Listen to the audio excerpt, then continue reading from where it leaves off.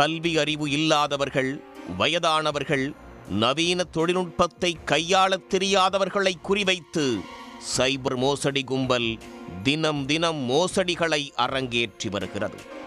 அந்த வகையில் சமீப காலமாக அரங்கேறும் டிஜிட்டல் அரெஸ்ட் மோசடியில் 81 வயது ஹைதராபாத் முதியவர் ஒருவர் சிக்கி 7 கோடி ரூபாயை இழந்திருக்கிறார். 2 நாளில் மோசடி அரங்கேற்றப்பட்டது எப்படி? ஹைதராபாத்தைச் சேர்ந்தவர் 81 வயது தொழிலதிபர்.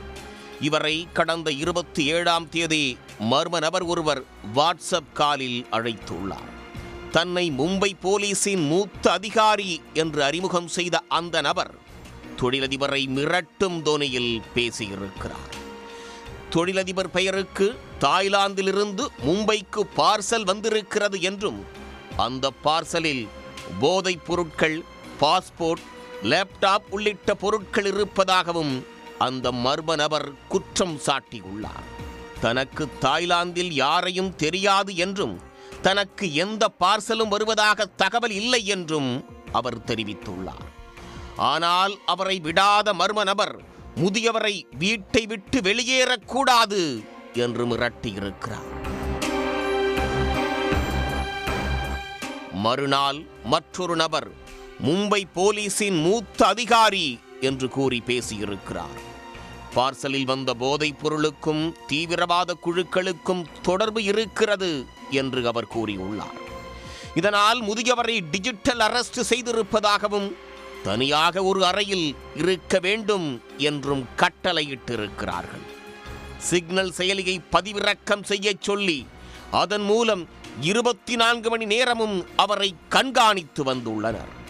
முதியவரின் ஆதார் எண், பான் எண்ணை பயன்படுத்தி போதைப் பொருள் விநியோகத்திற்கு பண பரிமாற்றம் நடந்துள்ளதாகவும் முதியவர் சேர்த்துள்ள சொத்துக்கள் அனைத்தும் போதைப் பொருள் விற்பனை மூலமாக கிடைத்த பணத்தில் சேர்க்கப்பட்டதாகவும் பகீர் குற்றச்சாட்டை கூறியுள்ளனர். அதனை முற்றிலும் மறுத்த முதியவரிடம் வங்கிக் கணக்கில் உள்ள பணத்தை தாங்கள் கூறும் கணக்கிற்கு அனுப்ப வேண்டும் என்றும் அதை சரிபார்த்து திரும்ப அனுப்புவதாகவும் மர்ம நபர் கூறியிருக்கிறார்.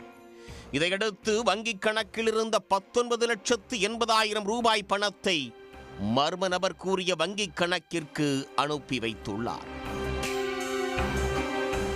தொடர்ந்து முதியவரின் முதலீடுகள் குறித்து விசாரித்த போது அவர் வங்கியில் பிக்ஸட் டெபாசிட்டுகளாகவும் பங்குச் சந்தையில் மியூச்சுவல் ஃபண்டுகளாகவும் பணத்தை முதலீடு செய்து வைத்திருப்பது தெரிய வந்தது.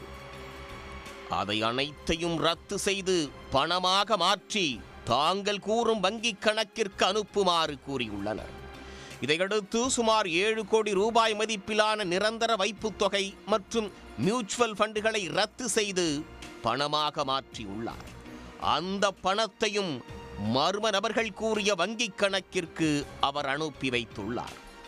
மேலும் மனைவியின் வங்கிக் கணக்கில் உள்ள 1,20,00,000 ரூபாயை அனுப்புமாறும் மர்ம நபர் மிரட்டியிருக்கிறார். இல்லாவிட்டால் அருகில் உள்ள போலீஸ் மூலம் கைது செய்து மும்பைக்கு அழைத்துச் சென்று விடுவதாகவும் கூறியுள்ளார்.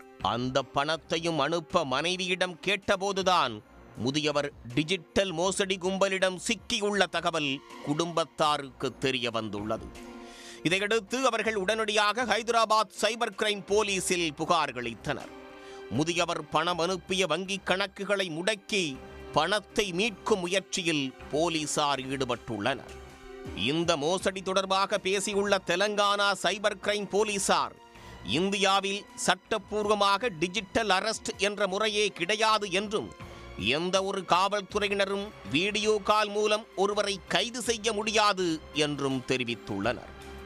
உண்மையான விசாரணை அமைப்புகள் ஒருபோதும் வழக்கை முடிக்க அல்லது சரிபார்க்க வங்கிக் கணக்கிற்கு பணம் அனுப்பச் சொல்லாது என்றும் இதுபோன்ற அழைப்புகள் வந்தால் உடனடியாக 1930 என்ற தேசிய சைபர் கிரைம் போர்ட்டலை தொடர்பு கொண்டோ அல்லது www.cybercrime.gov.in என்ற இணையதளத்திலோ புகார் அளிக்குமாறும் கேட்டுக்கொண்டுள்ளது.